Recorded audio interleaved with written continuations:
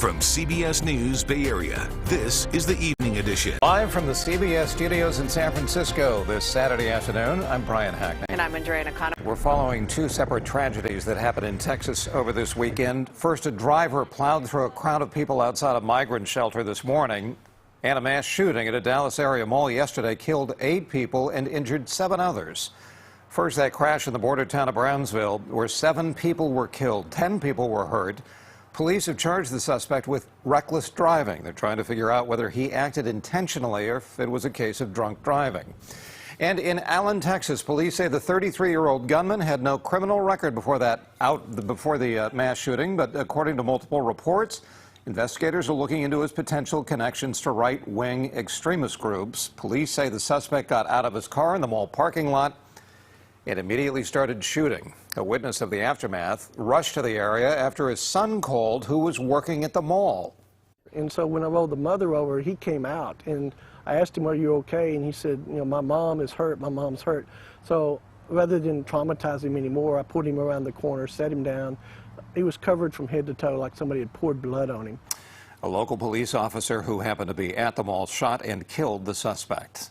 A San Jose police tactic to control crowds celebrating Cinco de Mayo is being called racist and unconstitutional. As Len Ramirez reports, there's now an investigation into Caltrans' role in cutting off freeway access to East San Jose and downtown.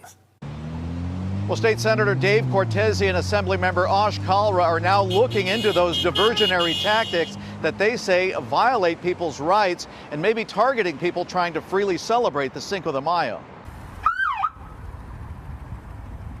San Jose police have used a variety of methods to try and control the crowds celebrating Cinco de Mayo. But this year's tactic of blocking several freeway off-ramps into East San Jose and the downtown are being condemned and investigated.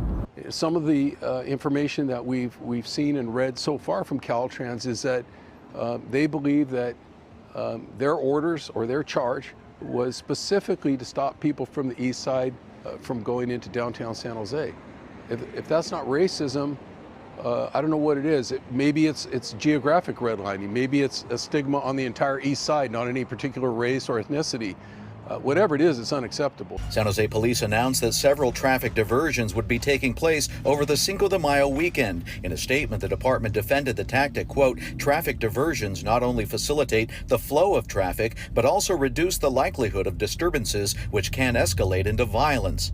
But closing off sections of the city had consequences for David Hernandez, who held a Cinco de Mayo festival to benefit the homeless. A lot of the 87 exits were closed. A lot of our participants were coming from South San Jose, and so they were having a really hard time getting here. So yeah, it definitely affected our participation. David Betancourt has cruised his lowrider in San Jose since 1976. He says it's tough for people cruising their cars, but worse on the people who live on this side of town. How they get home from work, and how do they go pick up their children if they have to pick up their children, and how they get around. Blocking off the streets is more of an inconvenience for the citizens of San Jose than it is a benefit, I believe. Although traffic was heavy along Santa Clara Street, San Jose police reported no major incidents. There was, however, a deadly crash a little bit south of downtown San Jose over the weekend. San Jose policemen said that a man was killed by a hit-and-run driver at about 11 p.m. on Friday on Monterey Highway near Stouffer Boulevard. It's the city's 11th pedestrian death this year. And people came out in numbers to call for justice for Banco Brown, the man shot and killed by a security guard during an alleged shoplifting incident at Walgreens.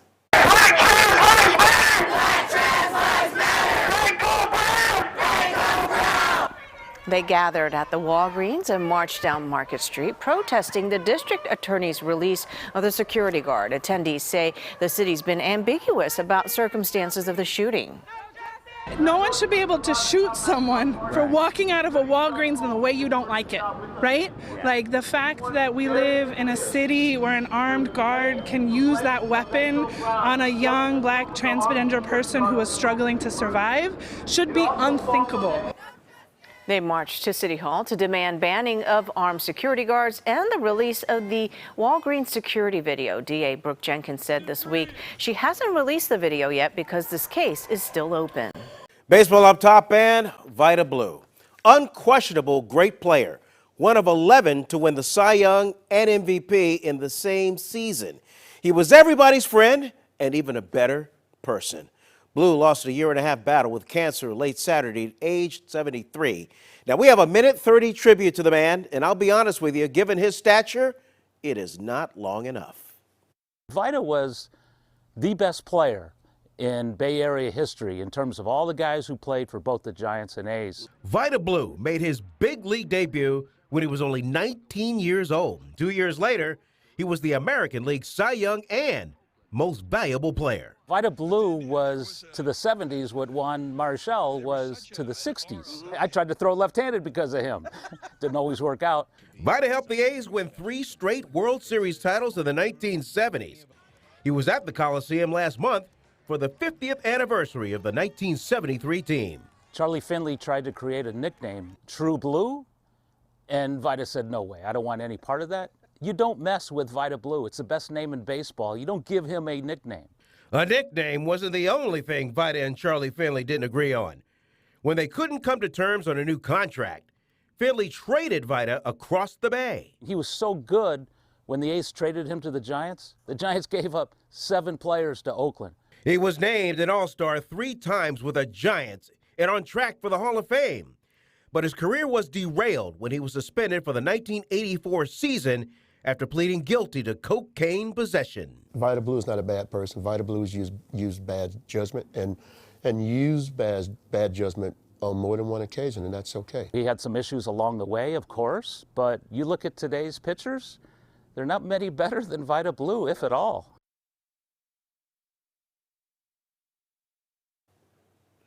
A's legend Dave Stewart tweeted, "Vida Blue, rest in peace, my mentor, hero, and friend. I remember watching a 19-year-old phenom dominate baseball and at the same time alter my life. There are no words for what you have meant to me and so many others." The Giants held a moment of silence for Vida Blue before the game with the Brewers this afternoon.